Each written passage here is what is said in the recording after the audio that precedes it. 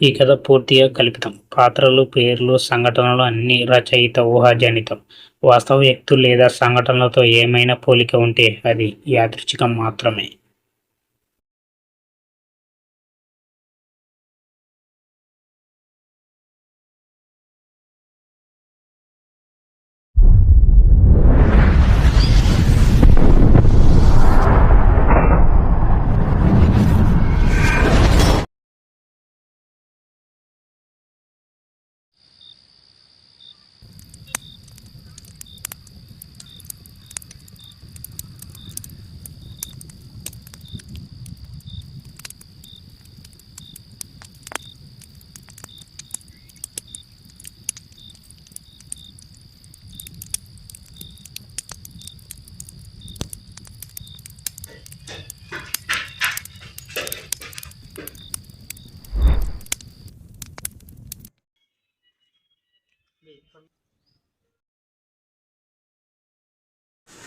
ఏంటి ఇక్కడ కూర్చున్నావు?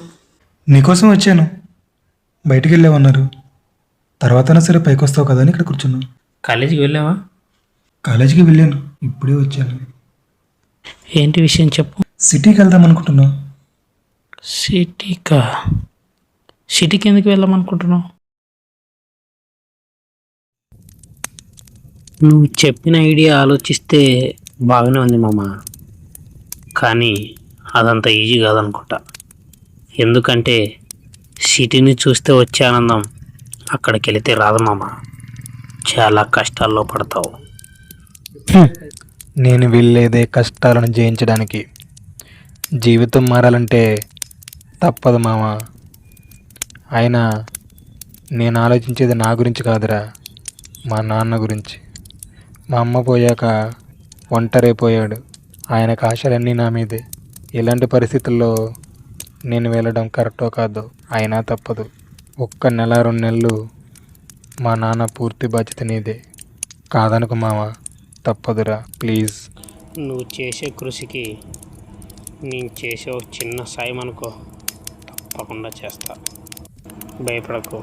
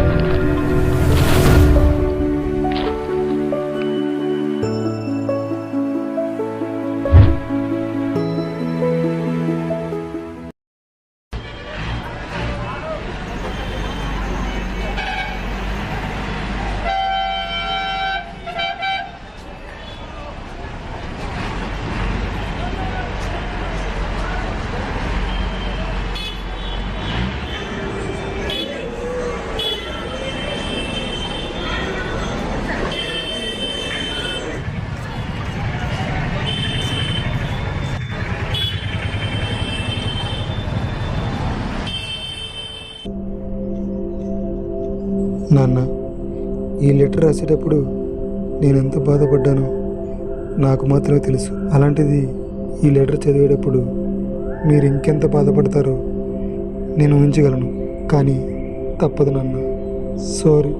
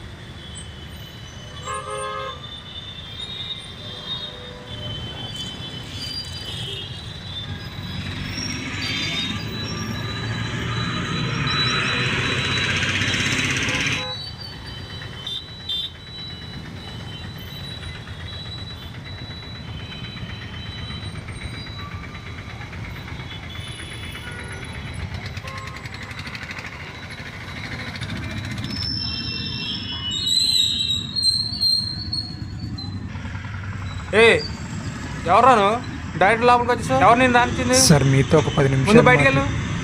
Get out.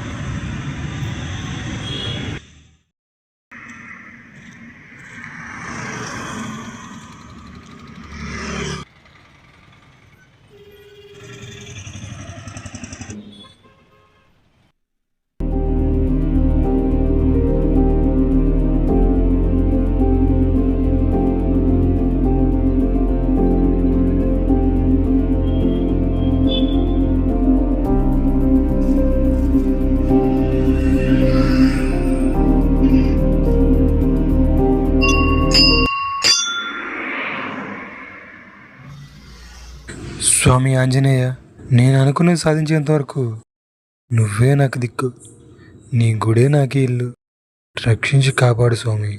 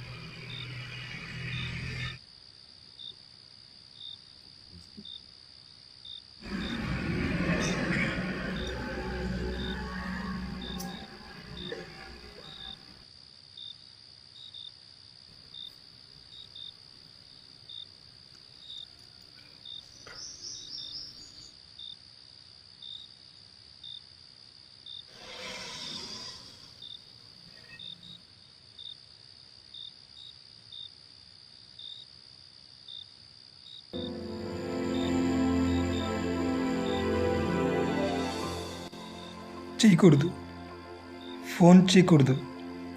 నేను ఏదైనా సాధించే వరకు ఫోన్ చేయకూడదు.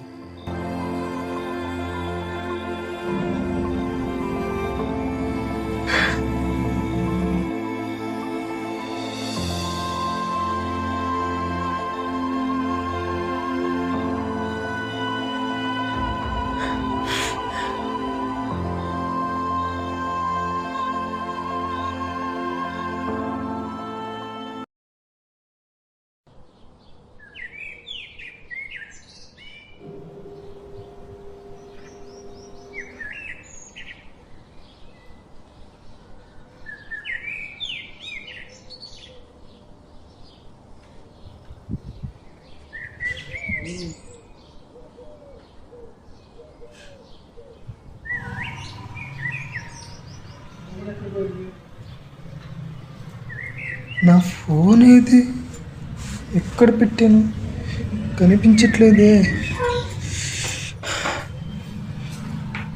ఏమైందో ఫోన్, ఎక్కడ పోయిందప్ప.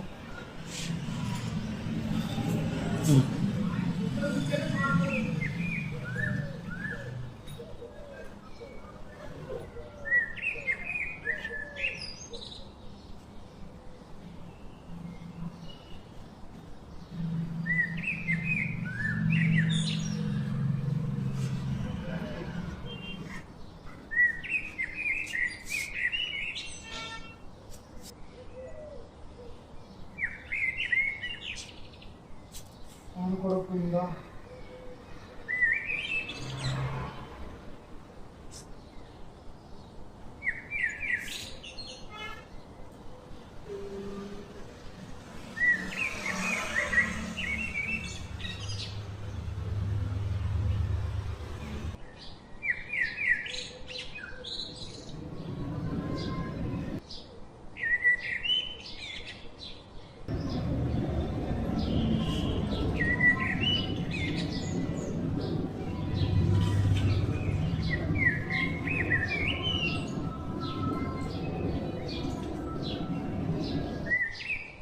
స్వామి, అసలు నేను ఇక్కడికి ఎందుకు వచ్చానో తెలుసా? నేను చేసే ఈ జర్నీలో నా ధైర్యాన్ని కోల్పోకుండా నన్ను ముందుకు తీసుకువెళ్తామన్న నమ్మకంతో వచ్చాను. కానీ ఆ నమ్మకాన్ని ఎక్కడ చంపేశావు.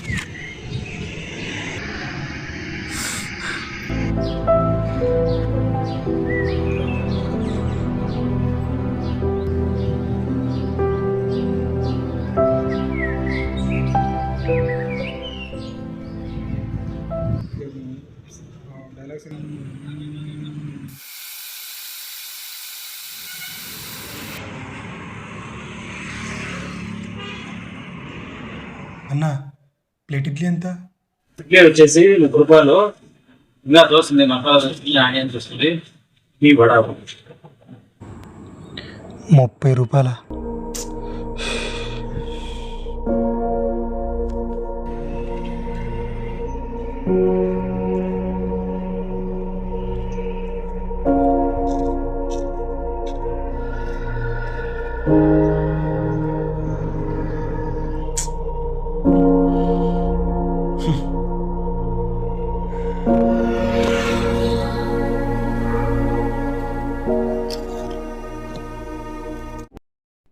Hey Chari, I want to know the reason why we are incurring a losses.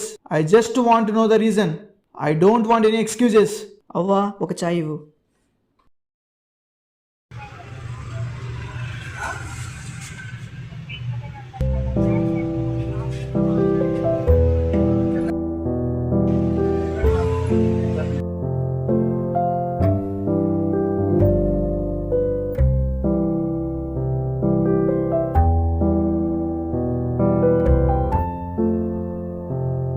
అవ్వా, ఓ చాయ్ 2 బిస్కెట్ అవ్వా.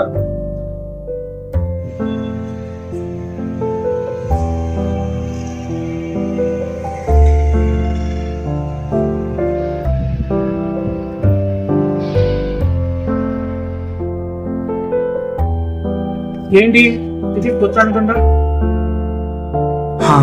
అవును, కొత్తనే. ఎక్కడి నుంచి వచ్చావు? గుడిసెపురం. ఏ పని మీద సిటీకి వచ్చావు? ఏదైనా బిజినెస్ స్టార్ట్ చేద్దామని వచ్చాను. నువ్వు బిజినెస్ చేయడమా?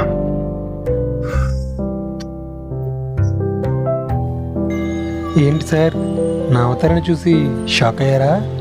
నా అవతారానికి నేను చెప్పే మాటలకి అస్సలు సంబంధం లేదులే. బిజినెస్ అంటే కోర్టులో పెట్టుబడితో అయ్యే పని, కానీ నేను చూస్తుంటే కరెక్ట్గా బ్రెయిన్ ఉపయోగించుకుంటే కోట్ల పెట్టుబడి అవసరం లేదు సార్. ఏంటి సార్, ఏమైంది? నేను చెప్పిన దాంట్లో ఏదైనా తప్పుందా? ఆహా అది కాదు. నీ అంత కాన్ఫిడెంట్గానే ఒక్కప్పట్లో నేను కోట్లాది పెట్టుబడి పెట్టి బిజినెస్ స్టార్ట్ చేశాను. కానీ ఆ బిజినెస్లో నష్టాలు రాకుండా ముందుకు ఎలా తీసుకొని పోవాలని ఆలోచించి బ్రెయిన్ హీట్ ఎక్కిపోవడమే తప్ప సొల్యూషన్ మటుకు కరెక్ట్గా దొరకట్లేదు. ఏమైంది sir? If you don't mind, me problem ఏంటో నాకు చెప్తారా? పవర్ కార్డ్ సొల్యూషన్ అనే కంపెనీని స్టార్ట్ చేశాను. మా ముఖ్యమైన ఉద్దేశం ఏంటంటే సాధారణమైన జనాలకు కార్ని అందుబాటులో తీసుకురావడం. ఎక్కువ కాస్ట్ పెడితే సేల్స్ అవ్వట్లేదు, తక్కువ కాస్ట్ పెడితే కంపెనీ నష్టపోతుంది. ఇదే కంపెనీ యొక్క మెయిన్ ప్రాబ్లం. మీ కంపెనీ యొక్క ప్రాబ్లంకి నా దగ్గర ఒక మంచి సొల్యూషన్ ఉంది సార్. అదేంటంటే, మీ ఎలక్ట్రిక్ కార్స్కి ఛార్జ్ చేసుకోవడం కోసం కస్టమర్కి చాలా సమయం వృధా అవుతుంది. అలా కాకుండా మీ కార్ రూఫ్ పైన సోలార్ ప్యానెల్ ఫిక్స్ చేయడం ద్వారా ఆటోమేటిక్ ఛార్జ్తో కార్ నడుస్తుంది సార్. అలా కార్ రూఫ్ పైన సోలార్ ప్యానెల్ ఫిక్స్ చేయడం ద్వారా మీ కార్ సేల్స్ అమాంతం పెరుగుతాయి సార్.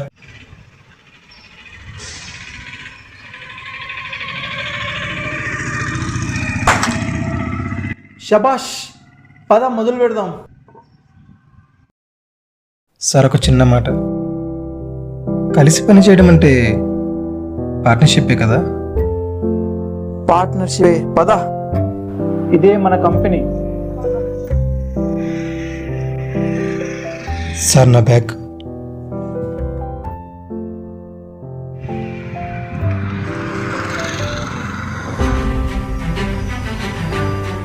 లక్ష్యం ఉంటే సరిపోదంటారు, దానికి దారి కూడా ఉండాలంటారు. కానీ నేను నేర్చుకున్నది ఒకటే, ఏ దారి లేకపోయినా నడుస్తూ ఉంటే ఆ దారే మన ముందుకు వస్తుందని నమ్మా. ఆ నమ్మకమే ఇన్ని రోజుల కష్టం, నా కృషికి ఫలితం, సక్సెస్ వైపు దారి. అందుకే నా మొదటి అడుగు వేస్తున్నా.